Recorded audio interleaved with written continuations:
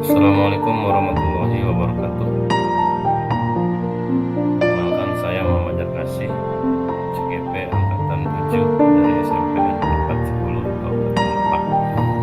Pada kesempatan ini saya akan mencoba memaparkan kesimpulan dan refleksi mengenai pemikiran-pemikiran Ki Hajar Dewantara yang merupakan salah satu tugas 1.1a.8, yaitu koneksi antar materi, kesimpulan dan refleksi.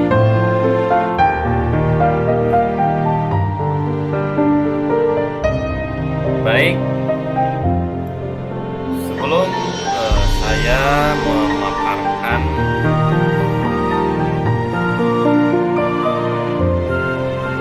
lebih lanjut, ini ada beberapa catatan penting pendidikan pada zaman kolonial, yaitu pada tahun 1854 munculnya inisiatif beberapa bupati untuk menyelenggarakan sekolah, yakni yang hanya dididik untuk menjadi calon-calon pegawai. Kemudian di tahun yang sama lahirlah Sekolah Bumi Putra. Rakyat hanya diajari membaca, menulis, dan berhitung seperlunya. Kemudian pada tahun 1908 lahirlah organisasi Bung Tomo. Kemudian pada tahun 1912 muncullah sosok Raden Ajeng Kartini. Dan pada tahun 1920 lahirlah cita-cita baru, perubahan radikal untuk pendidikan dan pengajaran. Kemudian tahun 1922 lahirlah Taman Siswa di Yogyakarta sebagai sebuah gerbang emas kemerdekaan dan kebebasan kebudayaan bangsa, karena di situ ada sebagai jiwa rakyat untuk merdeka dan bebas. Baik, di slide ini merupakan gerbang emas pendidikan dan pengajaran di Indonesia, yaitu pada tahun 1922 yang ditandai dengan lahirnya Taman Siswa. Dan ini merupakan gerbang emas kemerdekaan dan kebebasan kebudayaan bangsa, karena di situ ada sebagai jiwa rakyat untuk merdeka. Taman Siswa dan Ki Hajar Dewantara merupakan modal dasar sebagai kerangka berpikir yang menghasilkan konsep pendidikan dan pengajaran Ki Hajar Dewantara. Untuk menuju gerbang emas pendidikan dan pengajaran di Indonesia, terkenallah sebuah simbol filosofi pendidikan Ki Hajar Dewantara, yang menekankan pada 3 simbol pembelajar merdeka, yakni Ing Ngarso Sunggulodo, Ing Madya Mangunkarso, Tungkuri Handayani. Hadirnya perguruan Taman Siswa hingga pemikiran-pemikiran Ki Hajar Dewantara tentang bagaimana menjadi manusia merdeka. Untuk menuju gerbang emas pendidikan dan pengajaran di Indonesia, ini Ki Hajar Dewantara tidak terlepas dari hal-hal yang sangat mendasar yang perlu dipahami oleh pembelajar dan pembelajar, yaitu kita harus memahami asas pendidikan Ki Hajar Dewantara. Nah, asas pendidikan Ki Hajar Dewantara ini membedakan kata pendidikan dan pengajaran.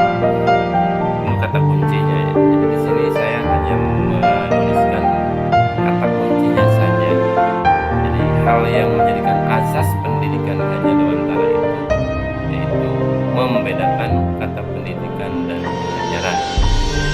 Kemudian yang kedua, pendidikan adalah tempat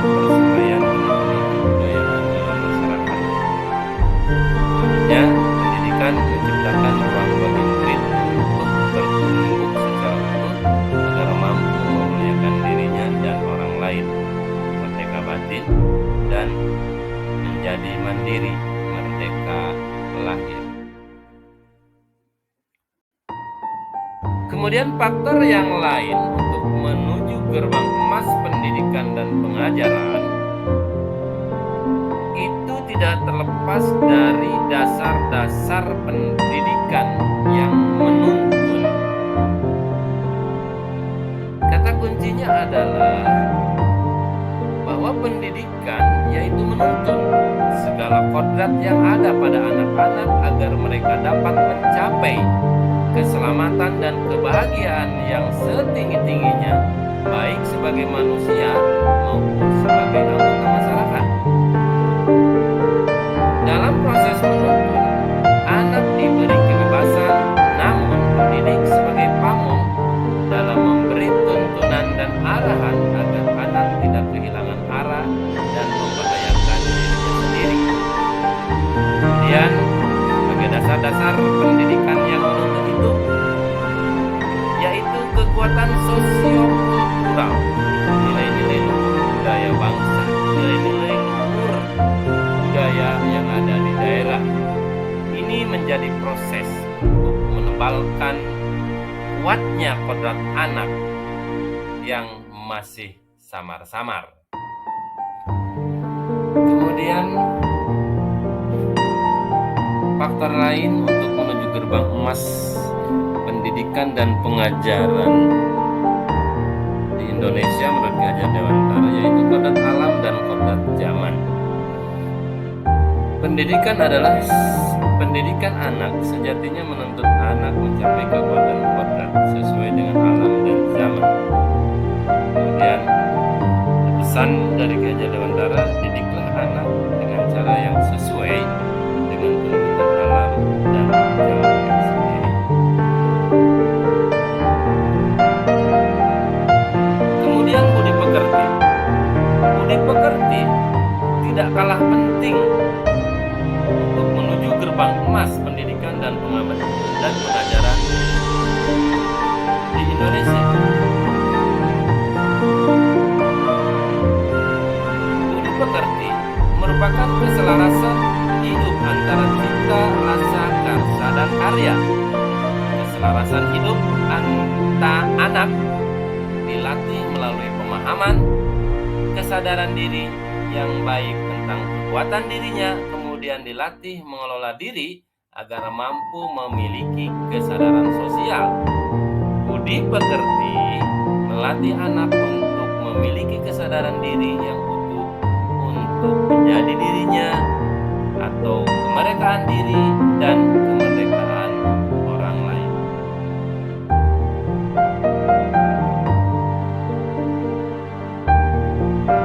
Selanjutnya, apa yang saya percaya tentang murid dan pembelajaran di kelas sebelum saya mempelajari modul ini? Sebelum saya mempelajari tentang filosofis pendidikan Ki Hajar Dewantara. Sebelum mempelajari modul ini, sebelum saya mempelajari tentang peta pemikiran Ki Hajar Dewantara, saya meyakini bahwa murid dalam keadaan atau situasi tidak tahu, seperti kertas kosong menjadi tugas guru, hanya memberitahu dari yang tidak tahu, kemudian menggambar sesuatu di kertas yang kosong. Kemudian bahwa untuk menumbuh kembangkan perilaku murid harus melalui paksaan. Kemudian yang ketiga, bahwa murid tidak tahu atau tidak menyadari tentang kodrat dirinya sendiri yang merupakan kekuatan diri sebagai salah satu sandaran dalam hidupnya. Itu mungkin tentang murid dan tentang murid sebelum saya mempelajari tentang filosofis pendidikan Ki Hajar. Kemudian ini kaitannya dengan pembelajaran. Sebelum saya memahami filosofis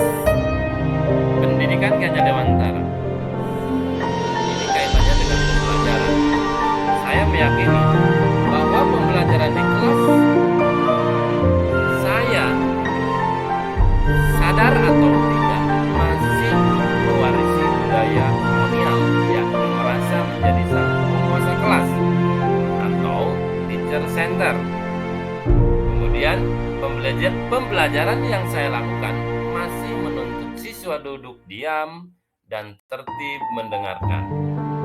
Dan satu hal, yaitu pembelajaran yang saya lakukan masih penekanan atas suatu materi dengan cara menugaskan untuk dihafal. Kemudian, apa sih yang berubah dari pemikiran atau perilaku saya setelah saya mempelajari modul ini atau tentang filosofis pendidikan Ki Hajar Dewantara? Setelah mempelajari tentang filosofis pendidikan Ki Hajar Dewantara, saya meyakini bahwa setelah saya memaknai peta pikiran atau konsep pendidikan Ki Hajar Dewantara, saya mencoba untuk lebih dalam lagi merefleksikan diri saya dengan intisari atau poin penting dari filosofi pendidikan Ki Hajar Dewantara. Saya sebagai guru yang secara sadar atau tidak, saya masih mewarisi pembelajaran zaman kolonial. Mungkin saya masih merasa bahwa saya merasa sang penguasa di kelas. Sungguh luar biasa filosofi pendidikan Ki Hajar Dewantara yang harus lebih memahami kodrat diri murid yang merupakan kekuatan dirinya sendiri untuk hidup, tumbuh, dan berkembangnya murid yang diselaraskan dengan kodrat alam dan kodrat zaman. Apalagi sih yang berubah dari pemikiran atau perilaku saya setelah mempelajari ini? Tentunya banyak tulisan-tulisan merupakan hasil pemikiran dari Ki Hajar Dewantara. Mungkin saya hanya menuliskan beberapa poin saja. Saya hanya mengulangi bahwa saya meyakini trilogi pendidikan Ki Hajar Dewantara, Ingarso Sungtulodo, Hikmatya Manguntan, kemudian yang kedua, pendidikan atau pembelajaran harus berpihak pada murid. Pendidikan ibarat sebuah persemaian, pendidikan yang memerdekakan seiring dengan kodrat alam dan zaman.